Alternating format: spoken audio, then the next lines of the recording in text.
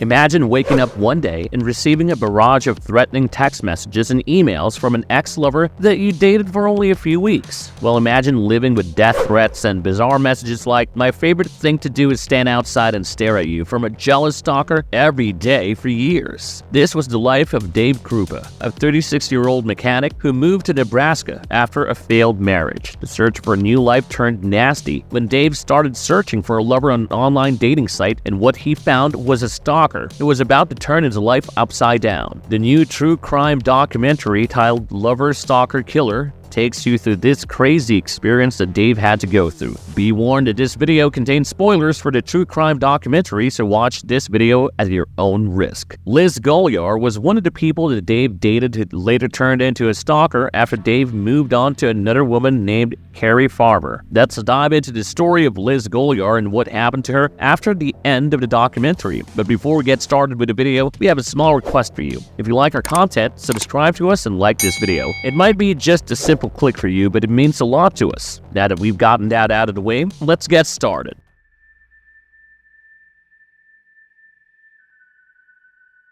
Who is Liz and Lover, Stalker, Killer? When Dave Krupa, a 36-year-old mechanic, divorced his wife and moved to Omaha, Nebraska, he started looking towards online dating to fill the void in his life. And that's how he met Liz Golyar. They met on a date and clicked off from the start. Liz was everything Dave was looking for, but Dave was not looking for commitment or anything serious, which Liz was okay with. But later, Dave met another woman named Carrie Farber and instantly started liking her. The two went on a date, and Carrie revealed that she became a mother when she was very young, and she works as a programmer. At the end of their date, Dave asked Carrie to come to her place, and she agreed. While Carrie was at Dave's place, Liz came to his house unannounced, claiming she had forgotten something in his apartment. That's when Liz and Carrie met for the first time, and that was probably the moment that changed it all for Carrie, Liz, and Dave. After that, Carrie often stayed at Dave's apartment because her workplace was close to it. On November 13, 2012, Dave kissed Carrie and left for work, but mid-morning he received a text from her claiming that she wanted to move in with him. Dave was confused because Carrie agreed to their non-exclusive arrangement. However, he rejected Carrie's proposal, and she immediately started behaving hostile towards Dave. She started threatening him and that she would destroy his life. All of this was pretty out of character for Carrie, but hey, Dave only knew her for 2 weeks, so it's a possibility that she's a crazy psycho.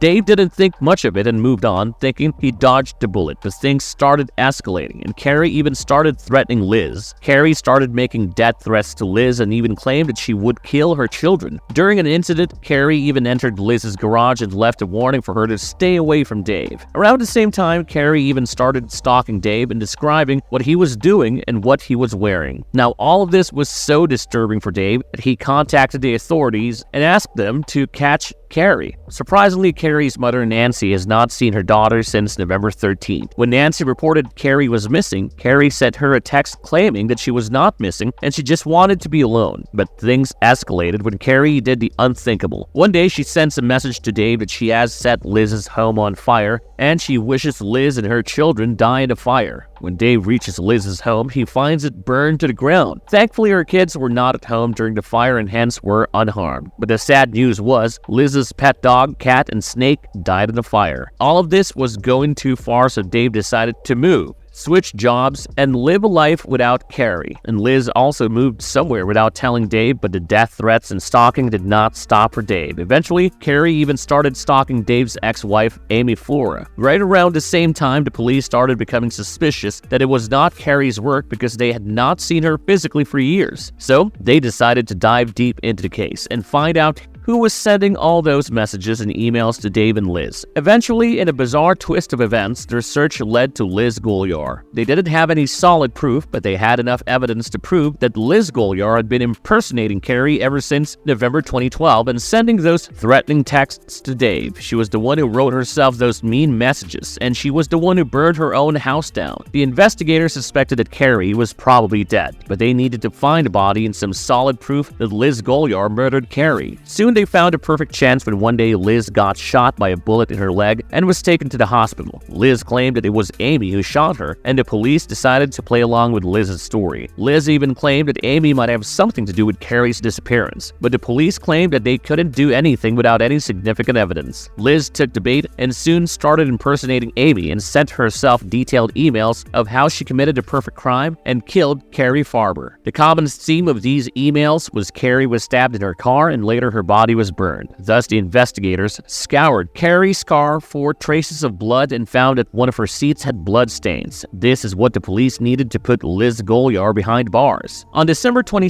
2016, they finally arrested Liz on a first-degree murder charge, but this wasn't the end because now they needed to find solid proof that Liz had killed Carrie. But without a dead body, it was almost impossible to prove someone's crime, so the police did everything to find evidence about the crime scene. They searched everywhere but found nothing. Even though Liz confessed to the crime through the emails she sent herself impersonating Amy, that wasn't proof enough to prove her guilty because she was constantly pleading not guilty. So the police had to search for some solid evidence and later found an SD card that was wiped off. However, the investigators managed to recover the files and found multiple photos of Liz, and among those pictures, they found a single picture of Carrie's mutilated foot with her tattoo. Thus, the case became strong, and finally, in 2017, Judge Timothy Burns sentenced Liz to prison on charges of first-degree murder and second-degree arson. Although this was a significant win for the investigators, it was a day of loss. A big day of loss for Nancy and her grandson, who had hoped that somehow Carrie would have been alive.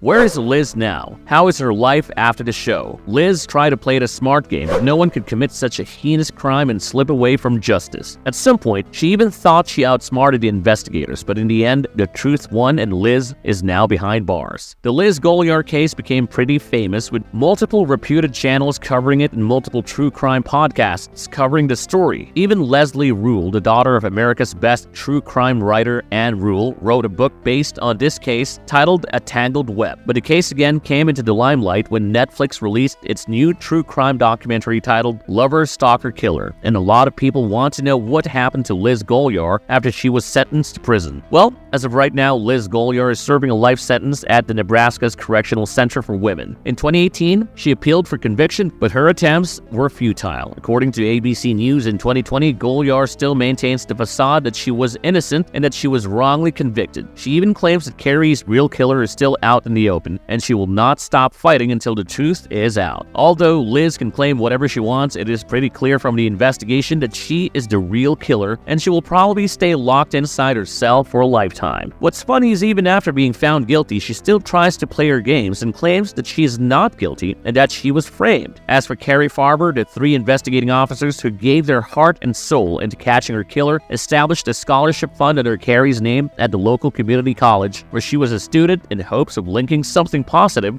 with her memory.